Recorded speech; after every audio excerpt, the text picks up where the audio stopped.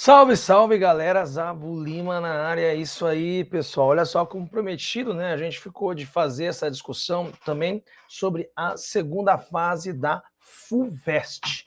Segunda fase da FUVEST, isso mesmo, segundo dia aconteceu agora, né? A segunda fase da FUVEST, nessa segunda-feira, dia 16 de dezembro de 2024, para o ingresso da prova, para o ingresso de 2025. Hoje nós estamos no dia 17 de dezembro e no dia subsequente estamos aqui fazendo a resolução da segunda fase da FUVEST, soltando aí em aula, né, já tem uma playlist aí com várias resoluções de provas, tanto de primeira quanto de segunda fase. Segunda fase sempre é uma questão bastante complicada, porque tem que montar o texto, né? Isso acaba deixando aí os estudantes e candidatos com bastante dificuldade. Bom, essa resolução agora vai ser bem prática, hein, pessoal? Sabe por quê?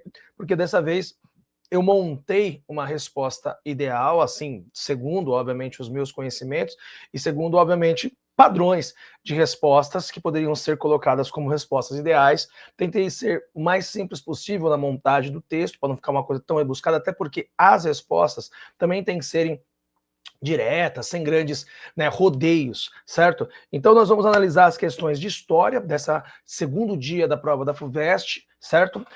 Vou expor aqui para vocês a prova. Também vou fazer um breve comentário sobre a redação. Sempre eu gosto de comentar as redações, pessoal. Por quê? Porque, principalmente no caso da FUVEST, os temas de redações sempre tangenciam a ideia de temas sociais, filosóficos, temas que vão, obviamente, ter aí esse arcabouço das humanidades. E quanto mais arcabouço de humanidades você tiver, mais um passo à frente você está em relação aos outros candidatos. E você sabe que o canal História Vida é um canal de humanidades, claro, centrado, obviamente, na história, mas já temos vídeos de filosofia, vamos ter vídeos de sociologia, discutimos aí, obviamente, parâmetros gerais, principalmente nessa ideia de interdisciplinaridade.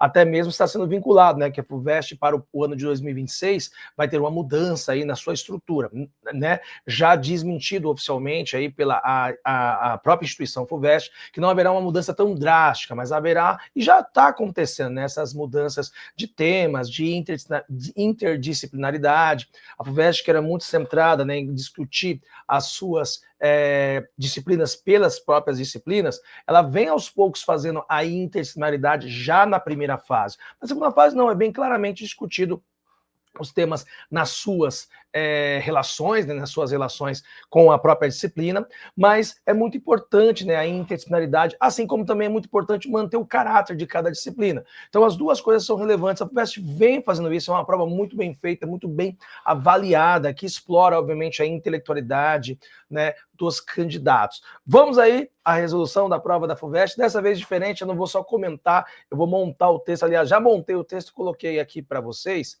Tá? Então é muito interessante vocês verem a escrita também, né? Então, ó, eu vou aqui compartilhar com vocês a tela. Então, deixa eu apresentar aqui, deixa eu ver compartilhamento de tela. Como eu disse para vocês, nosso canal é bem humilde. Temos aí um programa aberto, que é o StreamYard, não tem grandes parafernálias aqui, né? Mas a gente tenta fazer o melhor aí para que vocês tenham acesso aí a informações e conteúdos de história preferencialmente, tá? Dessa vez vamos ser bem direto. História na segunda fase da FUVEST. Já está aí aparecendo na tela para vocês.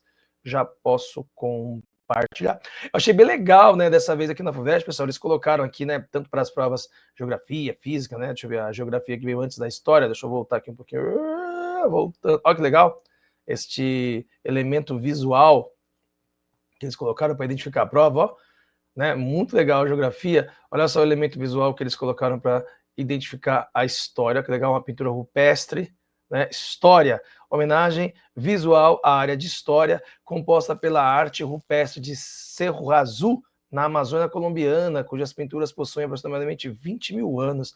Olha que maravilha essa homenagem que a FUVEST fez. Cada disciplina eles colocaram esse elemento, eu achei isso bem legal. Bom, vamos lá aqui, ó, estou expondo aqui para vocês a prova de história, né? E aí nós temos, obviamente, ó, deixa eu destacar aqui meu canetinha marcar texto. Olha só. Primeira questão aqui, né? Vou ler o texto e vou ler a minha produção de resposta já pronta, olha só, no espaço aqui. Olha que legal. Vamos lá, então, ó. As coisas mudaram drasticamente logo que o controle das mulheres sobre a reprodução começou a ser percebido como uma ameaça à estabilidade econômica social. Uma ameaça à estabilidade econômica social, tal como ocorreu no período subsequente à catástrofe demográfica produzida pela peste negra, a praga apocalíptica, entre 1347 e 1352, século XIV. Destruiu mais de um terço da população europeia. Depois da disseminação da praga, os aspectos sexuais da adquiriram maior importância em sua perseguição, coincidindo com este processo que marcou a transição da perseguição da heresia para a caça às bruxas. A figura do herege se tornou cada vez mais a de uma mulher, de forma que, no início do século XV, a bruxa se transformou no principal alvo de perseguição dos hereges. Olha só, mulheres, corpo e acumulação primitiva. Primeira questão, ela logo dando aí um tempo histórico claro, a Fulvestre claramente definindo o seu tempo histórico aí nessa questão. Lá, ó, tiquei aqui, ó, né, o séculos XIV, né, o século XIV aqui citado, peste negra, questão feminina durante a Idade Média. Né? Questão muito pontualmente de Idade Média e muito pontualmente sobre a ideia da cristandade na Idade Média. Então, ó, considerando o texto, responda. A Fulvestre manteve a sua forma clássica, né? A primeira questão sempre remete ao tema, que seria a alternativa, a questão A. A B pede para tirar elementos do texto e fazer referências ao período, certo? E a C, geralmente, é aquela questão contexto, aquela questão mais conteudista. Vamos dar uma olhadinha? A diz, ó, o que fez com que as mulheres se tornassem os principais alvos da perseguição às heresias? Primeiramente, pessoal, o candidato deveria saber aqui em história o que significa heresia, né? Que é algum tipo de pecado, algum tipo de ação contra a igreja que não faz parte do pensamento cristão católico, era visto como heresia. Práticas que eram fora da religiosidade ou da normatividade religiosa cristã católica eram vistos como heresias. Então, heresia aqui, certo? É algo ruim perante a igreja católica da época. Olha só, né? Claro que tem a 1 e a 2 aqui, mas aqui, ó, ele dá no seu cartão de resposta, né, ó, ele dá 2 espaços. Geralmente a FUVEST faz isso, né? Ele dá numa única página 2 questões, são 6 questões, né, específicas, né, aqui, né? E depois dá 2 espaços aqui, né? Se atentem que vocês não podem ultrapassar os espaços, né? Claro que eu fiz aqui no conforto da minha casa, eu fiz aqui, né, digitando, não está escrito. Numa próxima resolução eu vou tentar fazer à mão mesmo, né, para a gente tentar fazer, simular bem. Mas, ó, pessoal, eu identifiquei essa primeira questão dentro da história geral, Idade Média, contexto da Baixa Idade Média, cristianismo e heresias, beleza? A pergunta, cite um fator que explique a presença... Opa, foi mal. Diz aqui, ó, o que fez com que as mulheres se tornassem os principais alvos da perseguição às heresias? Você vem aqui na A e eu respondi. De acordo com o texto, as mulheres, né, ó, de acordo... Opa, foi mal. Calma aí, deixa eu dar um Ctrl Z aqui. Sai, volta. Eu sempre tenho um problema com isso, né? Oh, meu Deus. Paga? Não apaga não? Deu chabu aqui, pessoal. Calma aí, deixa que eu vou ajeitar. Calma. Não. Agora bagunçou tudo. Problemas técnicos, falha técnica. Bom, vamos lá, ó. Eu respondi aqui, ó. De acordo com o texto, as mulheres sendo reprodutoras e controladoras desse processo, justamente em um momento de crise demográfica ocasionado pela peste negra, colocando-se na rota de perseguidas por práticas hereges. Para a autora, Silvia Frederici, caçar as bruxas era uma forma de reagir ao controle que as mulheres adquiriam ao próprio corpo. Então, pessoal, segundo o texto, eu vi lá no texto, né, obviamente, o que a autora destacou.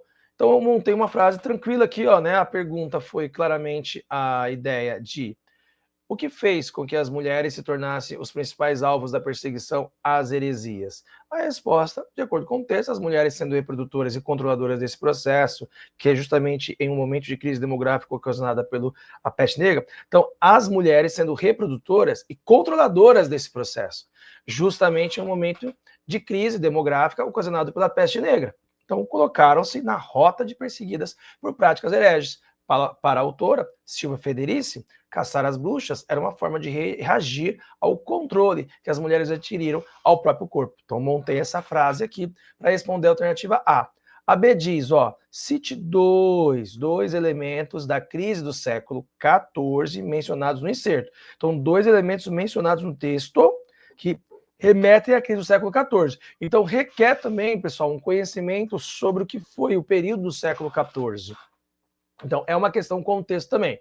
Então, eu respondi aqui, ó, B. Elementos citados no texto são a peste negra, dentro de um período chamado de crise do século XIV, peste, fome e guerras, o que gerou uma grande quantidade de mortes, ou seja, baixa demográfica.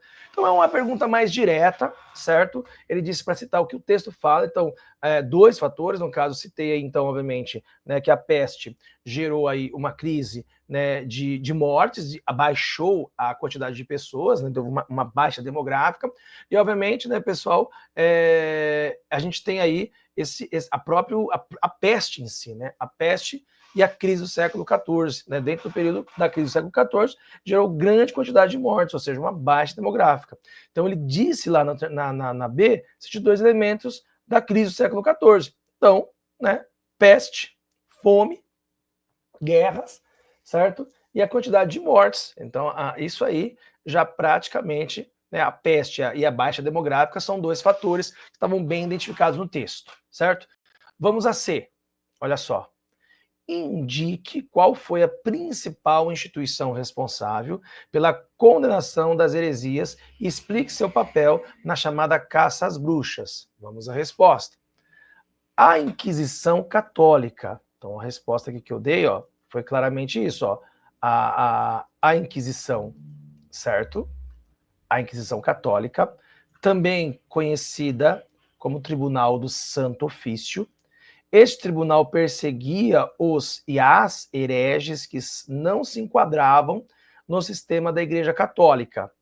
Levava a condenação, em último estágio, à fogueira em praça pública, assim como outras punições do corpo físico e social. Mulheres consideradas hereges, geralmente acusadas de bruxarias, eram perseguidas por degenerar as normas religiosas da Igreja Católica. Beleza? Então ele perguntou lá de novo, ó. Vou sempre fazer essa ida e volta, tá? Porque pra gente gravar bem aqui uma escrita de uma resposta de segunda fase, como no nível da FUVEST. Indique qual foi a principal instituição responsável pela caça às bruxas. A resposta é direta, a Inquisição Católica, ou também conhecida como Tribunal do Santo Ofício, tá? E aí ele pediu ali na alternativa para, né, responsável pela condenação da heresia, explique o seu papel na chamada caça às bruxas. E aí eu dei a explicação. Olha só, esse tribunal perseguia os e as hereges que não se enquadravam no sistema da Igreja Católica. Levava a condenação em último estágio à fogueira em praça pública, assim como outras punições do corpo físico e social. Mulheres consideradas hereges, geralmente acusadas de bruxarias, eram perseguidas por degenerar as normas religiosas da Igreja Católica. Tá? Então foi uma boa questão, eu achei uma questão nível bacana, não é tão facinha, mas também não é tão difícil. Uma questão que explorava aí o conhecimento sobre Idade Média. Mais uma vez, em um ano passado caiu Idade Média de novo, né? Aqui nesse período, tá? Nesta prova. Beleza? Então, primeira questão foi para conta, respondemos lá a primeira questão de Idade Média, uma questão de História Geral. Nessa prova, pessoal, eu vi claramente aqui, né? Foram duas questões de...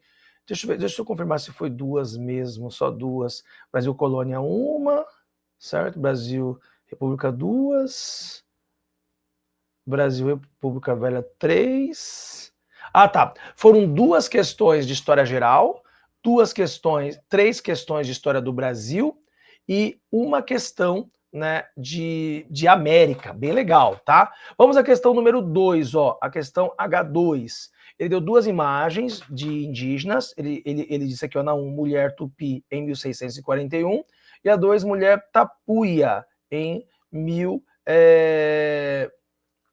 1600 aqui também e 41, certo? Então, beleza, ó, as imagens são reproduções de pinturas de Alberto Eekhout. Eu acho que é assim que se fala, tá? Eekhout.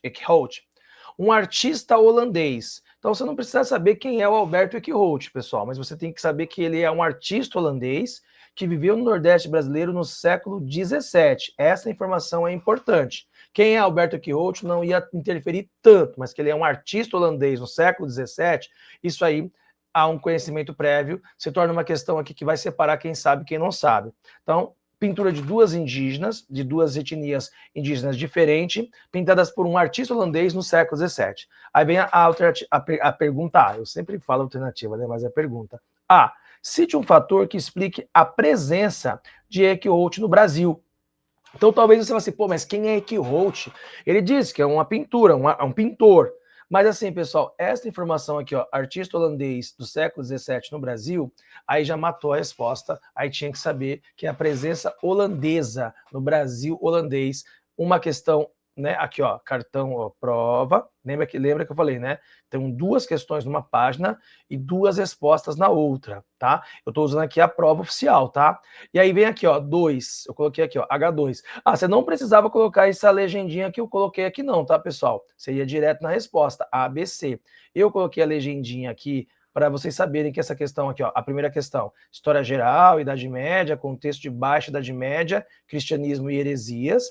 E eu coloquei aqui que a questão 2, essa da pintura do Eekhout, certo? Ela é uma questão de Brasil colônia, invasões holandesas, mulheres tupi e tapuia. Só para identificar. E aí a A perguntou, certo? Ó, a A perguntou, cite um fator que explique a presença de Eekhout no Brasil. Então vamos lá. Eu respondi. A vinda de Albert Eekhout ao Brasil ocorreu no século XVII, período em que os holandeses ocuparam parte do território do Nordeste. Até aqui, pessoal, acho que todo mundo, quem sabia do período holandês no Brasil, já daria meia resposta. Eu acho que a FUVEST consideraria se respondesse só isso. Mas eu respondi com um pouquinho mais de conhecimento aqui, ó. A principal ocupação holandesa se deu em Pernambuco entre 1630 e 1654. No período de 1637 a 1644, se deu o período nassoviano, momento em que Maurício de Nassau trouxe artistas europeus para o Brasil. Aí ficaria um pouco melhor a resposta. Talvez você não precisava identificar totalmente as datas certinhas, mas pontuar que Maurício de Nassau foi o governante holandês que trouxe esses artistas para viver aqui no Brasil, porque é o período em que os holandeses tiveram seu auge de presença aqui no Brasil, foi o período de Maurício de Nassau. Aí a alternativa A ficaria muito boa, beleza? Então tá. Vamos a B. B. Mencione dois elementos da imagem 1 que indique a presença de padrões europeus. Aí é uma análise da imagem. Ó, imagem 1, certo? Padrões europeus na pintura.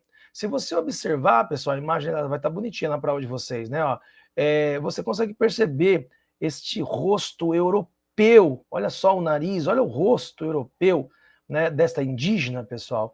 E, obviamente, se você observar também, você consegue ver aqui, ó elementos da flora, fauna, né? Ó, fauna, o pessoal de biologia fica bravo comigo quando eu falei fauna, o sapão aqui.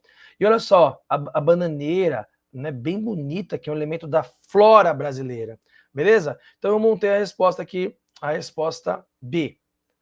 Podemos citar a forma do nariz afinado na imagem 1, da mulher tupi, claramente uma referência europeia ao pintar um habitante nativo do Brasil, assim como a beleza da fauna e flora, pois os colonizadores e estrangeiros sempre se deslumbravam com os elementos que constituíam a natureza do Brasil.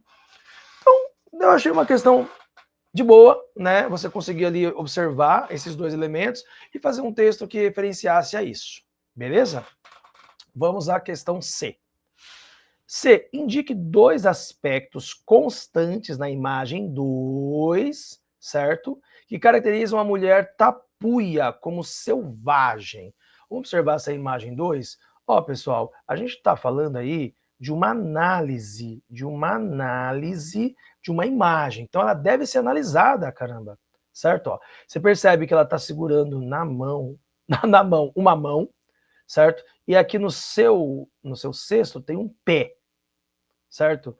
E olha só, de novo a cara europeia, né? Mas o corpo nu, só coberto aqui, ó, a rama cobrindo a genitália. Essas são as principais observações que a gente podia fazer da imagem 2 da mulher tapuia. E aí ele disse, Cid, indique 2 aspectos. Pessoal, sempre FUVEST tem que indicar os 2, tá? E aí nós indicamos aqui na nossa resposta. Dois elementos que caracterizam a imagem 2, a mulher tapuia, como selvagem, são primeiramente restos de corpos no seu cesto e na sua mão, fazendo alusão clara ao canibalismo. E o segundo elemento, a nudez da indígena. Mesmo que as partes genitais estejam cobertas por folhagens, a nudez era uma demonstração para uma sociedade cristã como algo fora do normal. Então, eu analisei ali a imagem, coloquei, né?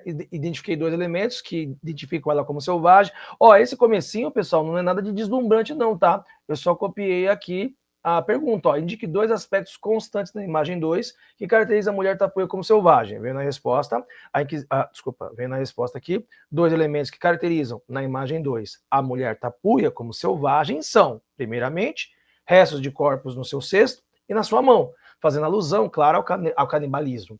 E o segundo elemento, a nudez da indígena. Mesmo que as partes genitais estejam cobertas por folhagens, a nudez era uma demonstração para uma sociedade cristã.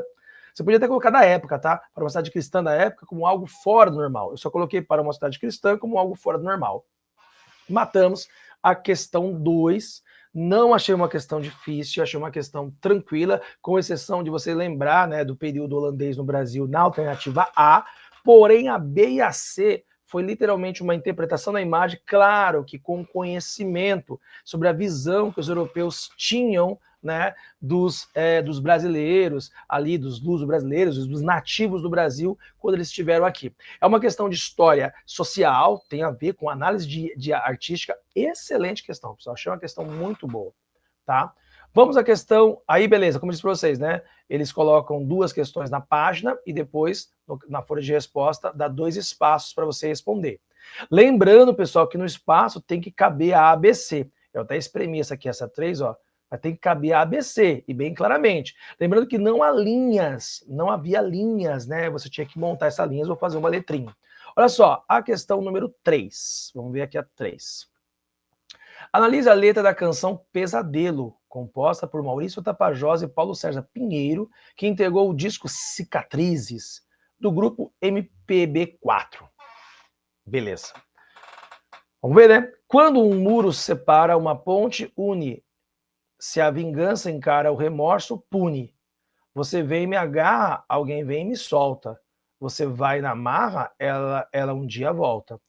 E se a força é tua, ela um dia é nossa. Olha o muro, olha a ponte, olha o dia de ontem chegando. Que o medo você tem de nós. Olha aí.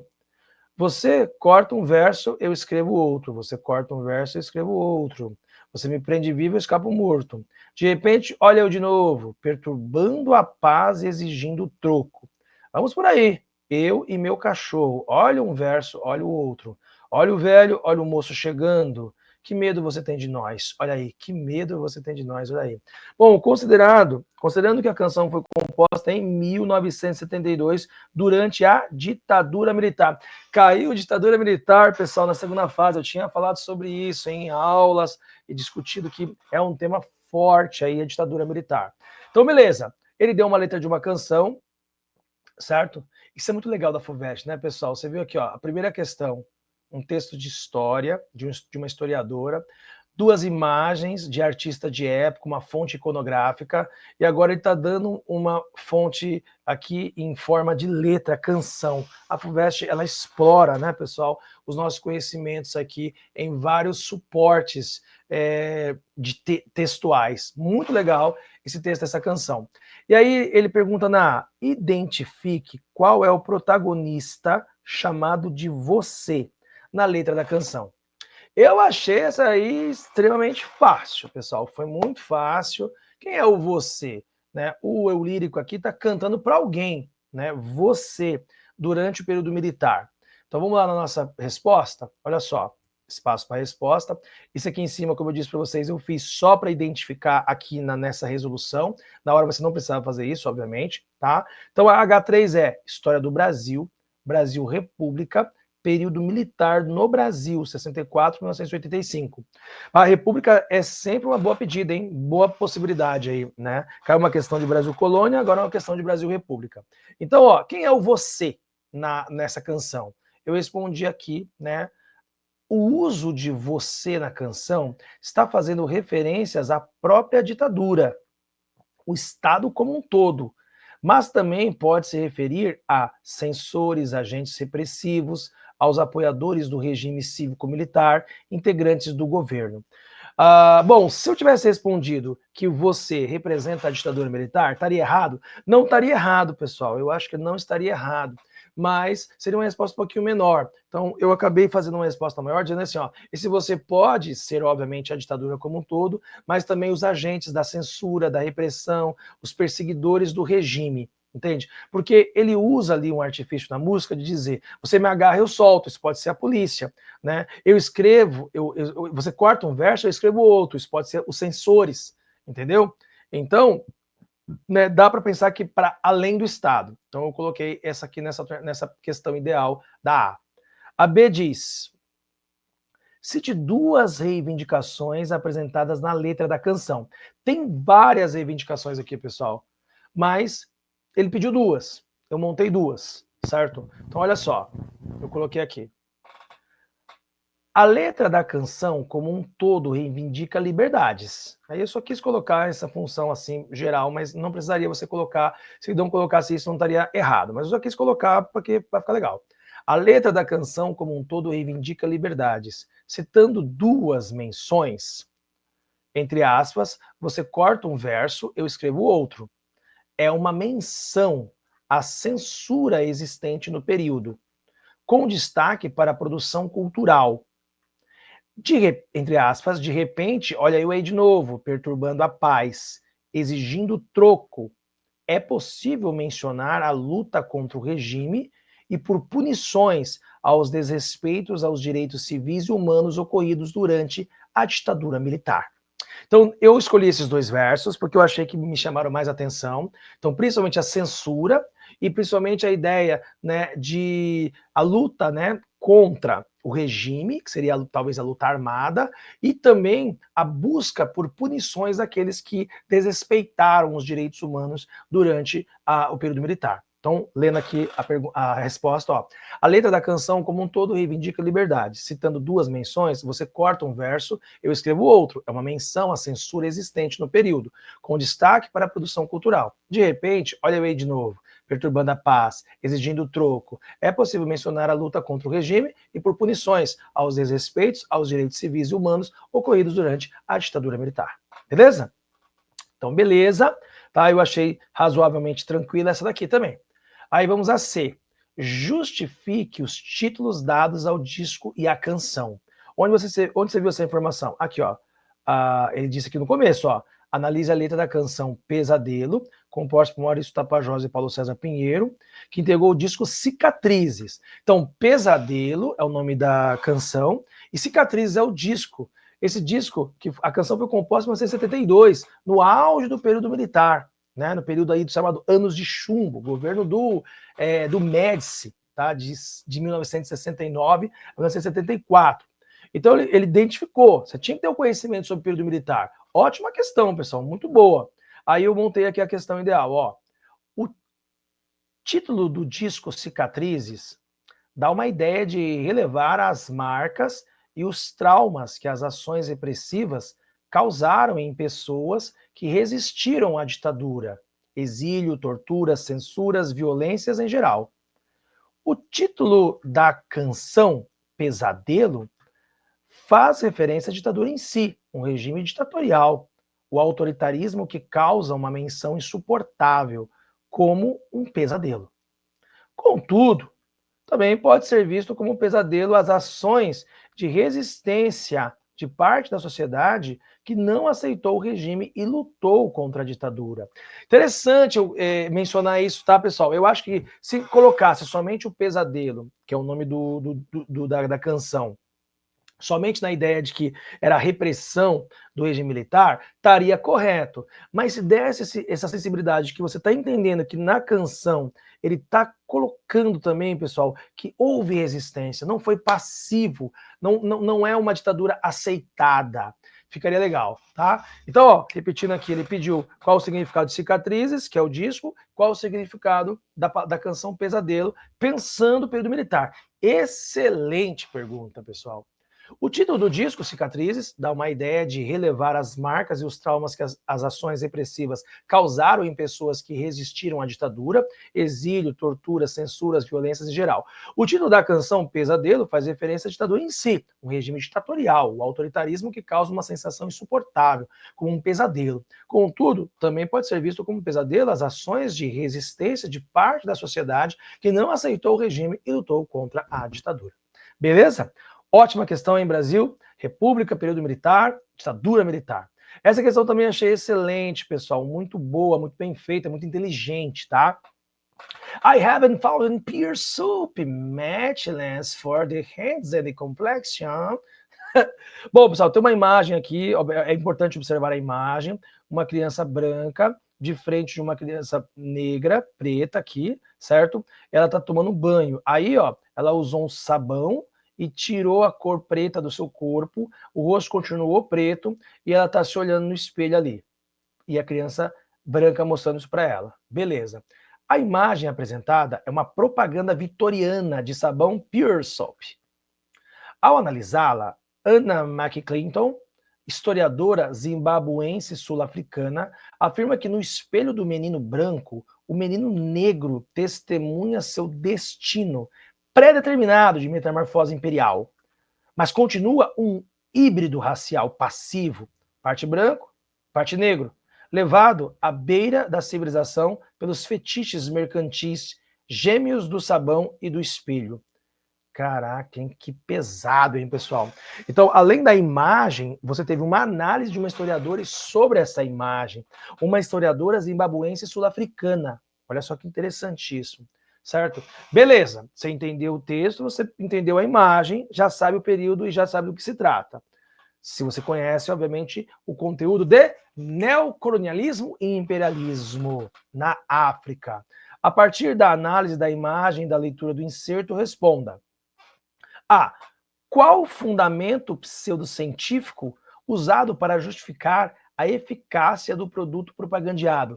Caraca, olha que pergunta excelente, pessoal. Ele está perguntando se você sabe, obviamente que você tinha que ter identificado que esta questão, olha aqui a resposta, aqui o nosso cartão de resposta, é idade contemporânea, neocolonialismo e imperialismo na África, tá?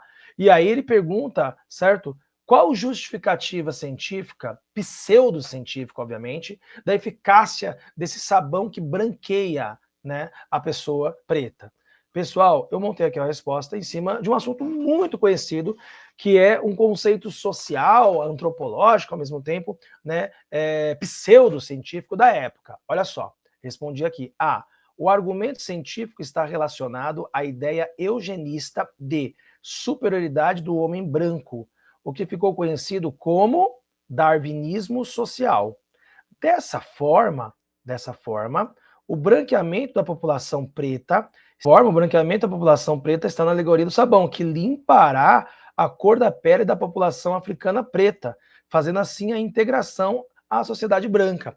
Então, a partir do momento que você toma o banho com o sabão, certo? Que tem uma ideia pseudocientífica, você se branqueou e aí você vai ser acoplado à sociedade branca. Olha que loucura, tá? Então, de novo, ó, vou lendo agora a resposta completinha. O argumento científico está relacionado à ideia eugenista de superioridade do homem branco, o que ficou conhecido como darwinismo social. Dessa forma, o branqueamento da população preta está na alegoria do sabão que limpará a cor da pele da população africana preta, fazendo assim a integração à sociedade branca. Pesada, né? Questão pesada. B. Qual o significado das expressões metamorfose imperial e híbrido passivo racial passivo. Aí, pessoal, tem a análise da historiadora, que disse que esse sabão ele é parte de uma metamorfose imperial e que a criança preta que ficou aqui, ó, metade branca com a cara preta, ela é um híbrido racial passivo. O que isso significa dentro do contexto do neocolonialismo e imperialismo? Ótima questão, não é tão fácil, certo? Tinha que saber articular o conhecimento sobre o neocolonialismo e imperialismo, beleza? Aí eu montei aqui a resposta B. O termo metamorfose imperial refere-se à ideia de transformação das regiões colonizadas por europeus na África, que então, ó, passariam a ser incorporadas aos impérios expansionistas da Europa, desarticulando suas estruturas políticas, sociais e econômicas. O termo híbrido racial passivo tem relação com o racismo imposto pelo europeu, pois além de lançar a dominação política inferioriza o africano preto, estabelecendo os padrões de branqueamento e limpeza. O corpo fica pretensamente limpo, mas a cabeça não, demonstrando a inferioridade dos africanos pretos em relação aos europeus. Pesado também, né? Essa questão bem difícil, pesada, né? Olha só, qual o significado das expressões metamorfose imperial e híbrido racial passivo?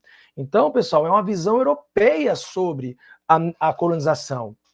Então, ó, o termo metamorfose imperial refere-se à ideia de transformação das regiões colonizadas por europeus na África, que passariam a ser incorporadas aos impérios expansionistas da Europa, desarticulando suas estruturas políticas, sociais e econômicas. O termo híbrido racial passivo tem relação com o racismo imposto pelo europeu, pois além de lançar a dominação política, inferioriza o africano preto, estabelecendo os padrões de branqueamento e limpeza. O corpo fica pretensamente limpo, mas a cabeça não, demonstrando a inferioridade dos africanos pretos em relação aos europeus. Então você viu que ele vai se limpar no corpo, mas ele não consegue limpar a cor do rosto, e aí esse híbrido é um ser passivo dominado. Então, né, ele continua ali, né, sendo dominado, ele nunca vai ser um branco segundo, né, os padrões europeus. Muito difícil, né? Essa questão é difícil, assim, é intragável, né? Mas é um assunto muito importante a ser discutido e ser analisado que isso aconteceu na história da humanidade. E a C, pessoal, como a gente percebe, né? Aquele padrão da FUVEST, né? Primeira questão é o tema, segunda questão é a análise de uma fonte, e a terceira é cite e explique um fator de tensão entre duas nações europeias que participaram da colonização da África do Sul. Aí, pessoal, aí é aquela questão literalmente conteúdo. Se você sabe sobre o conteúdo de imperialismo, neocolonialismo, você teria que usar aqui. Ele especificou a África do Sul. Aí você tinha que lembrar quem colonizou a África do Sul. Quem colonizou foi os ingleses, mas também teve um outro povo que estava lá. Ele disse que um conflito entre duas nações europeias. Então ele chamou a atenção para um assunto extremamente conteudista e de assunto para quem sabe, para quem estudou o assunto de neocolonialismo e imperialismo, tá, pessoal? A C não tem como ser outra resposta não ser essa. Um fator de tensão que podemos citar foi o conflito entre britânicos e holandeses. Descendentes desses eram chamados de boeres. Na corrida por metais preciosos e diamantes na região hoje chamada de África do Sul, o que gerou a Guerra dos Boeres, 1889 e 1902, em que os holandeses, né, saíram derrotados. Pessoal, já havia população holandesa no território da África do Sul. Os ingleses chegaram depois. E nessa corrida do ouro, dessa corrida por diamantes naquela região, houve uma guerra chamada Guerra dos Boeres, que colocou em confronto britânicos e descendentes holandeses e holandeses. Os descendentes holandeses eram chamados de boeres. E essa guerra, então, houve a derrota dos holandeses, eles foram expulsos daquela região e os britânicos se apossaram da região da África do Sul. Então não tinha como ser outra resposta, essa resposta é a resposta conteudista desta prova aí, tá? Então vou ler rapidinho novamente, ó. Um fator de tensão que podemos citar foi o conflito entre britânicos e holandeses. Descendentes desses eram chamados de boeres, na corrida por metais preciosos e diamantes na região hoje chamada de África do Sul, o que gerou a Guerra dos Boeres, 1889 e 1902, em que os holandeses saíram derrotados. Talvez, pessoal, se você não soubesse a data, mas se você se lembrasse o nome Guerra dos Boeres, ajudaria a deixar essa resposta um pouco melhor, tá bom? Então, questão 4, muito boa questão, certo? Duas questões de análise de imagem, a terceira é uma questão conteudista, certo? Foi a segunda questão de história geral, uma questão de Idade Média, aquela lá dos hereges, certo? da caça às bruxas e essa questão de neocolonialismo e imperialismo. Vamos à quinta questão da prova. Olha só. Quinta questão. Ao analisar as formas de dominação entre homens livres na zona rural do Vale do Paraíba no século XIX, a socióloga Maria Silvia de Carvalho Franco afirmou: o compadrio é uma instituição que permite esta aparente quebra de barreiras sociais entre pessoas por ela ligadas. Para que se tenha presente o quanto esse recurso foi explorado, basta lembrar o significado que apadrinhar adquiriu na vida pública e o suporte político representado pelos afiliados. Ampliando-se as trocas do compadrio para situações sociais, compreende-se uma deriva de toda uma intrincada rede de dívidas e obrigações, infindáveis, porque sempre renovadas em cada uma de suas amortizações, num processo que se regenera em cada um dos momentos em que se consome. Bom, o texto está dando uma questão específica, mas essa questão específica está dentro de um todo. Ele citou aqui, ó, Vale do Paraíba no século XIX. Bom, ele não citou em que período do século XIX, mas ele citou, pessoal, uma população livre, homens livres na zona rural do Vale do Paraíba, que eram apadrinhados ali. Então, muita gente, pessoal, esquece que o fenômeno chamado de coronelismo, ele aparece muito na história do Brasil República, chamada República Velha Oligárquica, mas não aparece assim automaticamente do nada. Já vinha acontecendo o coronelismo desde a época do Império, tudo bem? Então, já vinha acontecendo, tá? Então, é uma questão que não deu, assim, deu tempo histórico, mas a gente ficaria, pô, mas no século XIX tem trabalho livre, não é da noite pro dia, pessoal, que acaba a escravidão. Claro, tem a data para acabar a escravidão, lá, né, que é finalmente o 13 de maio de 1888, final do século XIX. Mas vinha acontecendo uma transição para o trabalho livre. E aí ele fala sobre esse específico ser, chamado aí de apadrinhado. Ao ler o texto, esse é o entendimento. A dificuldade estaria de entender o que se quer. Agora, a primeira alternativa é dada, literalmente dada. Ou, de novo, errei. A primeira questão foi dada. Olha só. Qual era a principal atividade econômica desenvolvida no Vale do Paraíba do século XIX? Eu até grifei tudo porque eu fiquei, meu Deus, não é possível. Professor, será que se eu respondesse nessa 5 somente café, estaria errado? Não, não estaria errado, pessoal. Mas né, dá uma copiadinha no termo, pelo menos, né? Dá uma aumentadinha na resposta. Então, como eu disse aqui, ó, identifiquei, ó, isso aqui é uma questão de história do Brasil, República Velha, relações sociais, o apadrinhamento. De novo, você não precisava fazer isso. Eu fiz isso, que é só para determinar a questão, tá? Ó, na nossa questão anterior, ó, idade contemporânea, essa daqui eu identifiquei, história do Brasil, República Velha, relações sociais, apadrinhamento. Você podia ir na resposta direta da A. A A, ele perguntou qual era a atividade econômica desenvolvida no Vale do Paraíba. Aí, obviamente, que alguns poderiam, puta, o que é Vale do Paraíba? Mas é um assunto conhecido em história. A produção cafeeira era a atividade econômica predominante no Vale do Paraíba do século XIX. Resposta dada. Se colocasse a produção cafeeira, estaria certo, tá, pessoal? A B diz aqui: cite um exemplo de subordinação política e um exemplo de obrigação social derivados da relação apadrinhamento analisado no inserto. Aí, pessoal, literalmente pegar do texto. Essa aqui é a análise do texto. Ele citou ali uma relação política e uma relação de obrigação social. Beleza? Então tá. Eu montei minha resposta aqui, vamos ler. Observando o inserto, podemos destacar que o apadrinhamento era uma quebra de barreiras sociais. O apadrinhado usufruía de relações políticas e sociais de quem o apadrinhou, colocando-o em outro patamar social em relação ao que era anteriormente. Contudo, o processo de ser apadrinhado gerava um clientelismo, uma relação de obrigação e dívida, criando uma rede de lealdade e subordinação ao padrinho. Certo? Então, pessoal, ali ele diz, né, ó, cite um exemplo de subordinação política. Essa subordinação política faz aqui com que ele, pessoal, seja ali uma espécie de cliente daquele ser que o apadrinhou.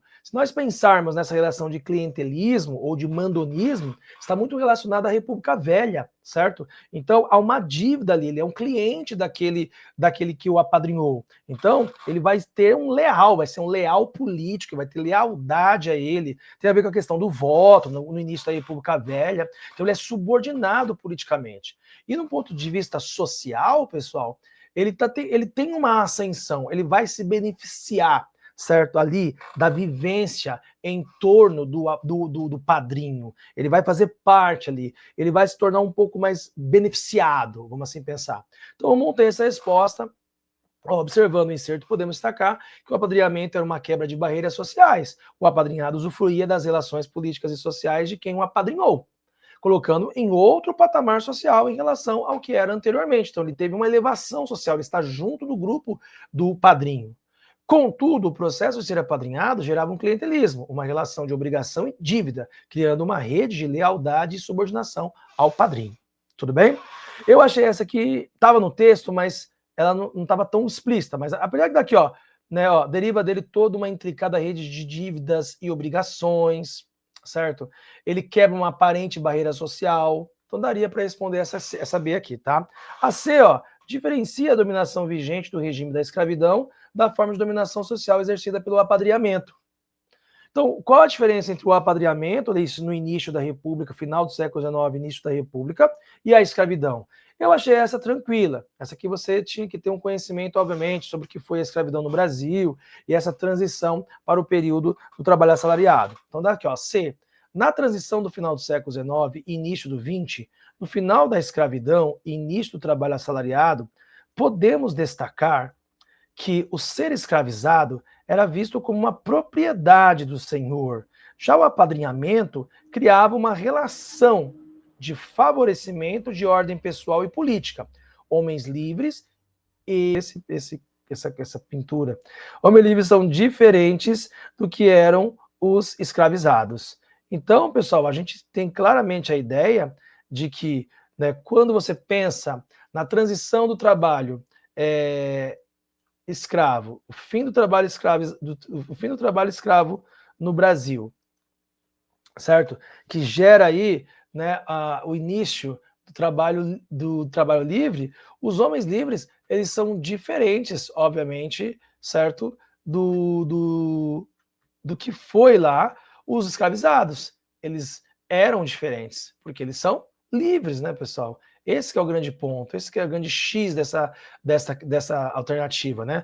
No caso, né, essa é a resposta. Então, na transição do final do século XIX e início do século XX, no final da escravidão e início do trabalho assalariado, podemos destacar que o ser escravizado era visto como uma propriedade do seu senhor. Já o apadrinhamento criava uma relação de favorecimento de ordem pessoal e política, e homens livres são diferentes do que eram os escravizados. Diferentes em várias espécies, né, pessoal? Eles tinham a sua cidadania, eram pobres, viviam numa rede de clientelagem, mas eles eram diferentes dos escravizados, porque os escravizados eram vistos como uma propriedade do seu senhor. Tudo bem? Então, nesse ponto aqui, pessoal, nós temos aí uma clara ideia de uma resposta aí tranquila, né? Eu achei uma resposta até tranquila essa C aqui. A questão número 6, pessoal, eu achei a mais fácil da prova. Daria para você responder literalmente com a leitura do texto, beleza? Então vamos lá, Assim como os maias, os demais povos da Mesoamérica também cultivavam cacau com duas finalidades. Olha só, hein? A primeira é a provavelmente mais antiga. Era produzir uma bebida tônica e refrescante, dissolvendo em água as amêndoas torradas e moídas e adicionando-lhe diversas especiarias, inclusive pimenta. A segunda queria encher de surpresa os europeus. Era produzir as próprias amêndoas, uma vez que elas, como veremos a seguir, eram a moeda corrente da região. As amêndoas do cacau eram a moeda corrente da região. Não havia qualquer contradição entre os valores de uso e de troca, pois o cacau bebida era consumido exclusivamente pelas elites, nobres guerreiros e ricos comerciantes. Um dos principais objetivos da expansão imperial dos astecas na direção do sudeste, certo? Durante o século XV, havia sido o de controlar as regiões produtoras de cacau no istmo de Tehuantepec, no litoral de Guatemala. Então ele está falando aqui, pessoal, de uma dinâmica da vida dos astecas, uma civilização da Mesoamérica, antes da chegada dos europeus. Ele está citando a vida deles por eles mesmos. Não está falando de colonização aqui, pessoal. Então, que conteúdo é esse? Que seria esse período? Aqui, ó, marquei, ó. A questão 6 é a história da América. América pré-colombiana, cacau na América. Achei muito legal essa questão. Fazia muito tempo que não caiu uma América pré-colombiana, né, na história da FUVEST. Fazia tempo, certo? Então, nessa prova, tivemos 2 questões de história geral, 3 questões de história do Brasil e uma questão de história da América. E exclusivamente América pré-colombiana. Então, ó, segundo inserto. Pessoal, ele quer dizer que as 3 questões é segundo inserto. Entendeu? Que é diferente de outras questões aqui atrás. Ó, vou pegar aqui atrás a dos holandeses. Ó. Não, essa aqui mesmo. Ó, essa aqui do neocolonialismo e imperialismo. Ó, qual o fundamento pseudocientífico?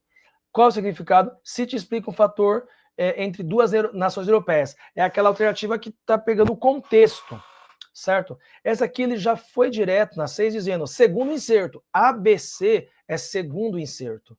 E aí, ó, A. De que modo o cacau era consumido pelos povos mesoamericanos antes da chegada dos europeus na América?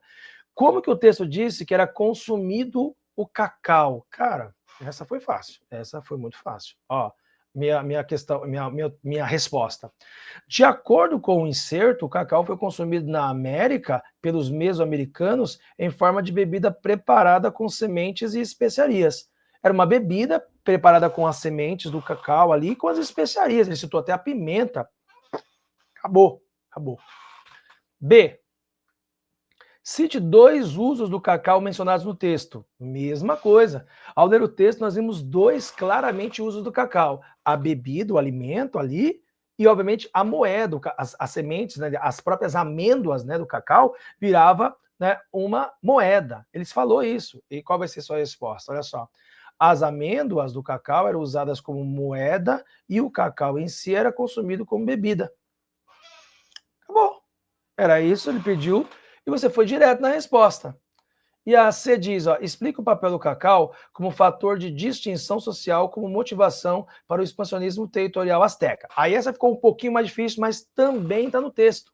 Também estava no texto. Ele falou, explica o papel do cacau como distinção social e como motivação do expansionismo territorial dos astecas.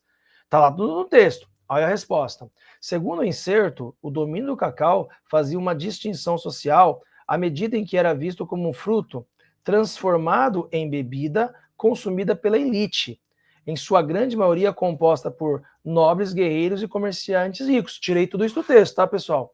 No sentido de manter áreas produtoras de cacau, a expansão imperialista asteca visava assegurar tais regiões, pois o alimento do cacau era valioso no seu consumo, assim como valorizado suas amêndoas como moeda de trocas. Então, por que os astecas expandiram seu território? Porque eles queriam dominar regiões produtoras de cacau. Isso é um dos motivos da expansão asteca, tá? Mas o texto disse isso, que ele queria avançar território para dominar regiões produtoras de cacau. E aí você tinha não só o alimento, que era bastante utilizado como bebida pelas elites, mas também as suas amêndoas que viravam moeda. Cara, estava no texto. Então, essa questão número 6, eu achei literalmente interpretação de texto, e foi uma questão de boa de fazer, né? Gostei dela, uma questão bem tranquilinha. Tá?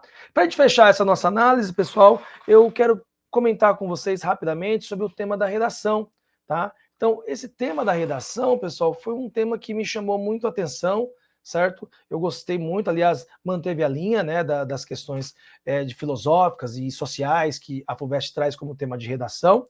Então, ele deu aqui, ó, né, ó, redação, ele te deu 6 textos, um do Machado de Assis, certo? Quincas Borba. Um outro texto do sociólogo, né, Edgar Morin, né?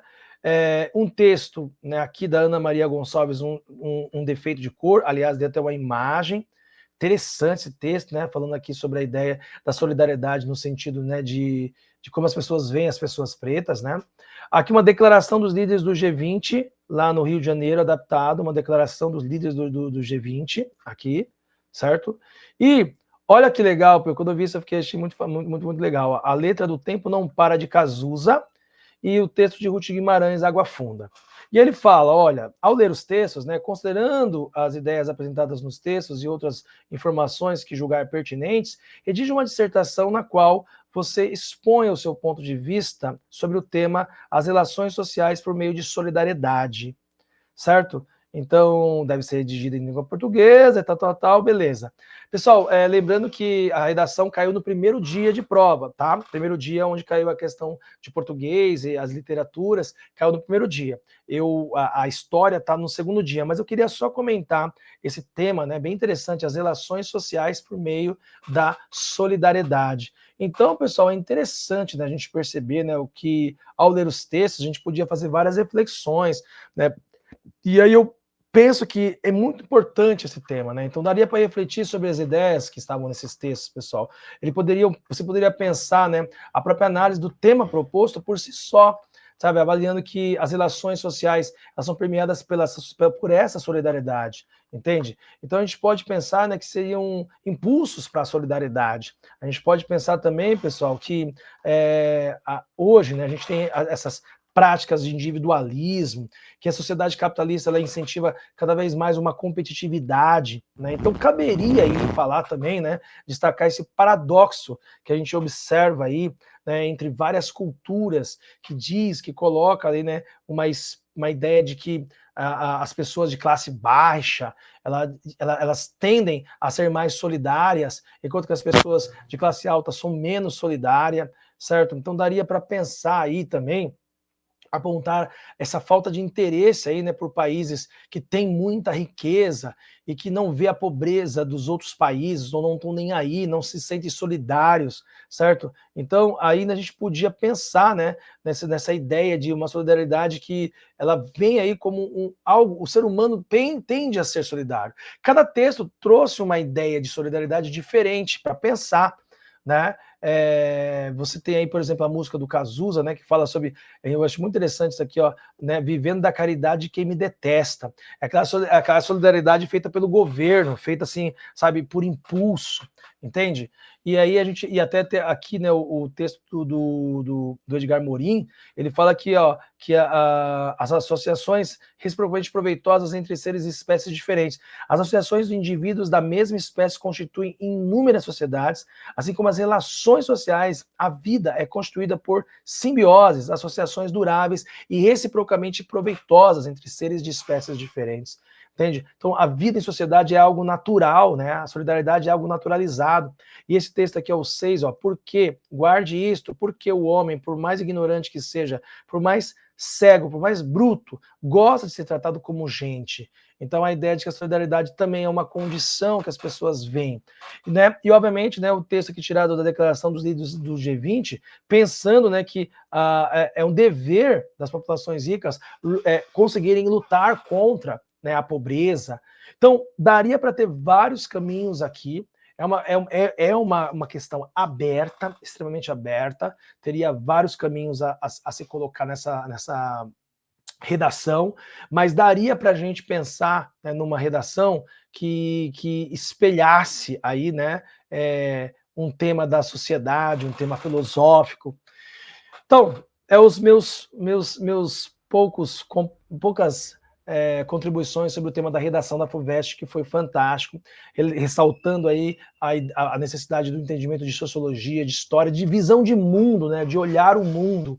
É por isso que as disciplinas de história e filosofia tendem a abrir a nossa cabeça, a entender e olhar o mundo. Então, pessoal, fizemos aí a resolução da prova da segunda fase de história da FUVEST 2025. Dessa vez eu fui ali, né, eu fiz o texto, eu queria fazer isso na outra vez, não deu para fazer isso na Unesp e nem da Unicamp, mas é legal vocês perceberem como se escreve, né, um texto de segunda fase. Então estudem, pessoal, né? Então compartilhe o conhecimento. Tá aí a resolução da prova da FUVEST 2025. Acabou, né, todos os grandes vestibulares. Que venha 2026, lá nós vamos ter de novo, né? Quem não conseguiu, quem não acha que não deu aqui em 2025, vamos tentar de novo. Vai ter Enem 2026, vai ter o Unesp, vai ter o Unicamp, vai ter o FUVEST. Então, bora estudar. E estudando, conhecendo as provas é um caminho. Valeu, pessoal. Até mais. Tchau, tchau.